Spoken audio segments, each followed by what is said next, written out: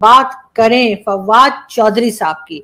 फवाद चौधरी साहब का कहना ये है कि जी जो एस्टेब्लिशमेंट है, जो फौज है, यानी कि जो भाई लोग हैं, उनके मुंह को खून लग गया है।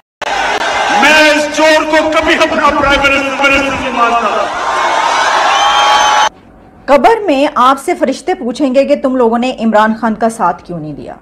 मैं ये सोच रही थी कि ये जुमला खान साहब ने खुद लिखवाया होगा या उनको किसी ने कहा होगा कि आप ये बोलें। बाजवा साहब, सुना आपने फवाद चौधरी क्या कह रहे थे? हाँ है। जो मुलाकात हुई है चाइना के वजीर खारजा की और जयशंकर जो उनके वजीर खारजा, जो जिनकी मैं बड़ी तारीफ करता हूँ, क्योंकि मैं इसलिए तारीफ करता हूँ कि वो पॉलिटिक्स पे कम बोलते हैं ना, और वो इतने मुश्किल हालात में उन्होंने इंडिया की फॉरेन पॉलिसी को संभाला हुआ है।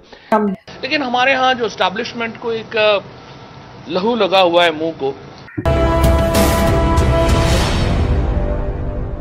लेकिन हमारे यहाँ जो एस्टैब्लिशमेंट को एक लहू लगा हुआ है मुंह को कि उन्होंने सियासी फैसले करने हैं और सियासत को आगे लेके जाना है। ये अनफॉर्चुनेटली ये पाकिस्तान की तारीख है जो बदल जाएगी। इतने बड़े मीडिया रेवोल्यूशन के बाद ये ज़्यादा देर ये सिलसिला जारी रह नहीं सकता। पाकिस्तान के अवाम को फैसलों का हक देना होगा। ये नहीं हो सकता कि जो हमारे जनरल्स हैं, कुछ हमारे जजेस हैं, वो बैठ के बंद कमरों में फैसले कर दें कि आज से हमारी पॉलिसी ये होगी, अगले दिन हम बदल जाएं। एक हम फैसला कर लें कि 8 साल हमने अफगानिस्तान में लड़ाई लड़नी है, वहाँ पे हम हज़ारों लोग अपने शहीद करवा लें, अगले दिन हम बदल जाएं कि नहीं वो हमारी पॉलिसी गलत थी, आज से हम जो है वो दूसरी तरफ हो गए हैं, हम फिर अपने हज़ारों बंदे मरवा लें।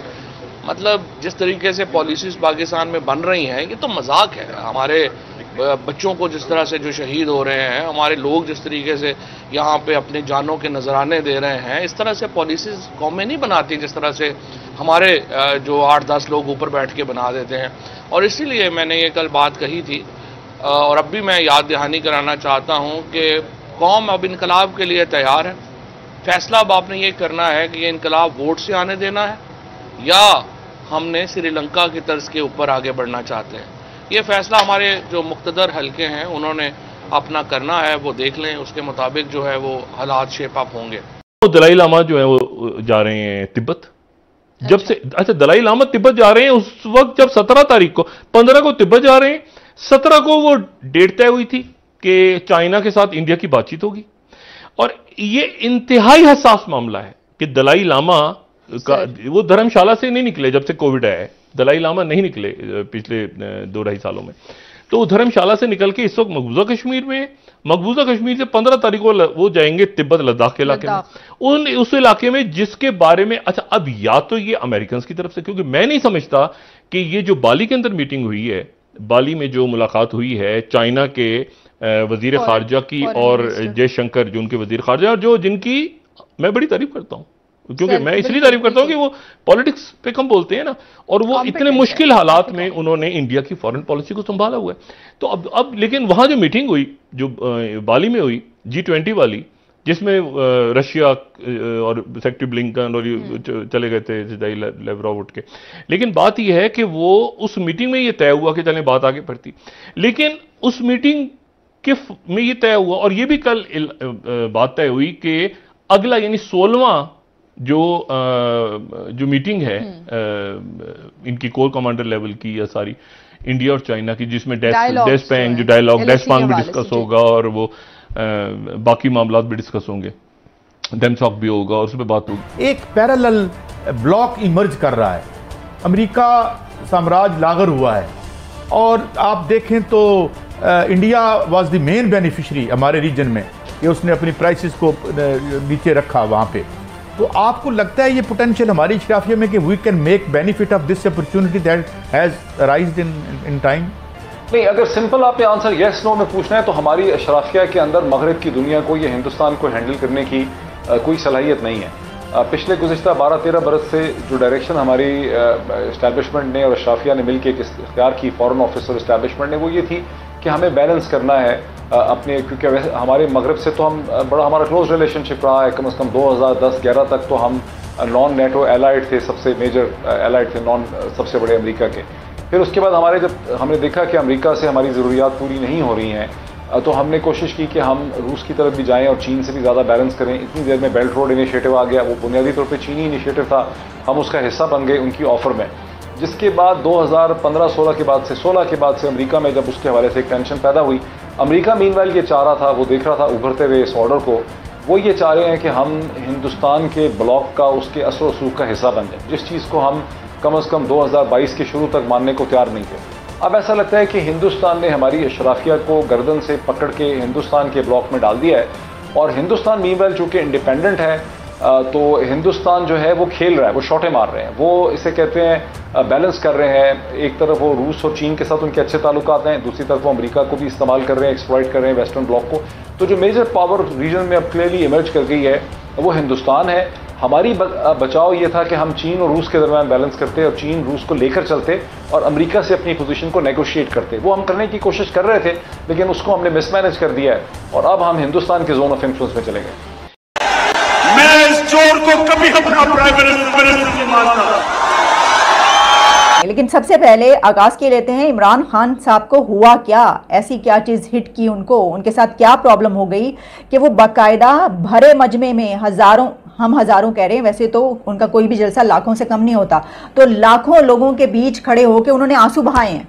अच्छा, पहले लगा कि ऐसा होता है ना कि आवाज़ आपकी रूंध जाए, यानी कि आवाज़ रोने वाली हो जाए, वो तो हो ही जाया करता है ऐसा, लेकिन जब उन्होंने अपने टीयर्स साफ किए तो पता ही चला कि ये तो रो रहे हैं बाकायदा और उनके आंसू गिर रहे हैं। तो इमरान खान वो लीडर हैं जो ये कहा करते थे, मैं रुलाऊंगा इन्हें, मैं इन्हें रुलाऊंगा।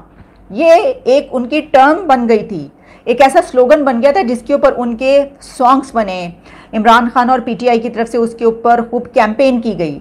बात बात पर ये उस वक्त स्टार्ट हुआ था उनका ये स्लोगन कि मैं इन्हें रुलाऊंगा, कि जिस वक्त वो नवाज शरीफ के ख़िलाफ़ एक कैंपेन चला रहे थे, फिर के उनको बाहर निकाल देना सिस्टम से, इनको निकालो बाहर सिस्टम से, उनको निकलवा दिया उन्होंने बाहर सिस्टम से। तो उस वक्त वो कह रहे थे कि मैं रुलाऊंगा इन्हें। जिस वक्त नवाज शरीफ जब नाअहल हो गए, उसके बाद जब वो मोटरवे के ज़रिए उन्होंने एक रैली निकाली, तो उस वक्त भी वो यही कहते हुए नजर आए कि मैं तो इनको रुलाऊंगा, देखना ये क्या क्या करेंगे। वो बंदा, वो आदमी अब उस जगह पर पहुंच चुका है, उस पॉइंट पर कि वो बाकायदा रोता हुआ नजर आया पूरी दुनिया के सामने और अपने आंसू साफ करता हुआ। अच्छा, अब ये एक इमोशनल ब्लैकमेलिंग है, क्या ये ऐसी कोई बात है? इसके बहुत से एंगल्स हम देख सकते हैं, ले सकते हैं, या फिर इमरान खान वाकई एक उस पॉइंट पर पहुंच चुके हैं जहां पे उनको रुला दिया गया है, जो वो रुलाना चाहते थे तो दूसरों ने उनको रुला दिया। क्योंकि मरियम नवाज तो बहुत टफ टाइम उनको देते हुए नजर आ रही हैं, बेहद। वो जो बोलते हैं अब उन्होंने कम कर दिया बोलना। इसकी वजह यह है कि मरियम नवाज अब उनसे ज़्यादा अग्रेसिव लहजे में वो बातें करती हुई नजर आती हैं जो उनके ऊपर वो तनकीद किया करते थे।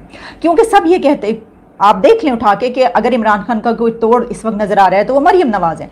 और फिर जो जलसे हो रहे हैं, मतलब खान साहब ये कह रहे थे कि धांधली हो रही है, धांधली होगी और इस तरीके से जो मुझे हराया जाएगा, ये बात सब लोग मान लेते शायद, और चले मानते ना, लेकिन कम से कम कहते हैं कि हाँ ऐसा हो सकता है कि हुकूमत जो है उसने, और क्योंकि इमरान खान जो है इस वक्त वो उनकी और एस्टैब्लिशमेंट की लगती है, तो क्या मिली भगत के साथ ये वाली हुकूमत जीत गई। लेकिन प्रॉब्लम ये है कि इस वक्त जो जलसे हो रहे हैं PMLN के और मरियम नवाज के, मरियम नवाज जिस तरफ निकल जाती हैं और जिस तरफ हाथ उठाती हैं, वहाँ पे मजमे का मजमा जो है वो जमा हो जाता है।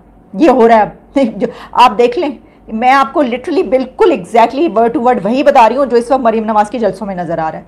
अब खान साहब को या तो ये हो गया है कि भाई ये क्या हो गया, यानी लोगों ने क्या एक्सेप्ट कर लिया है, लोग तो जा रहे हैं, क्योंकि ये था ना कि ठीक है, वो ये समझते थे कि उनको ज़बरदस्ती उतारा गया। एक तो उनको मेरा ख्याल है कि सबसे बड़ा ये धचका पहुंचा है कि उन्होंने इतनी मेहनत के बाद इतना एक पूरा अपना वो करके दिखाया जो वो करना चाहते थे, अपने आप को दुनिया का, मुस्लिम उम्मा का सबसे बड़ा लीडर, और फिर ये कि सबको बाहर निकाल के सिस्टम से उन्होंने कहा मैं ही रहूँगा। अगले 10 साल का भी वो ख्वाब देख रहे थे। अब वो सब कुछ क्योंकि चकनाचूर हो चुका है, और अब उनको ऐसा लग रहा है, यहाँ तक बात कही जा रही है कि हो, मतलब हम तो काफ़ी अर्से पहले से कह रहे हैं कि जिस तरीके की उन्होंने सियासत शुरू की, उससे ऐसा लगता है कि शायद आगे पता नहीं वो नज़र आए या ना आए। तो क्या उनको ऐसा कुछ महसूस हो गया, इस वजह से अब वो उनके आंसू निकल रहे हैं, या ये लोगों को जो है ज़रा इमोशनल करने के लिए कि मुझे वोट दे दो।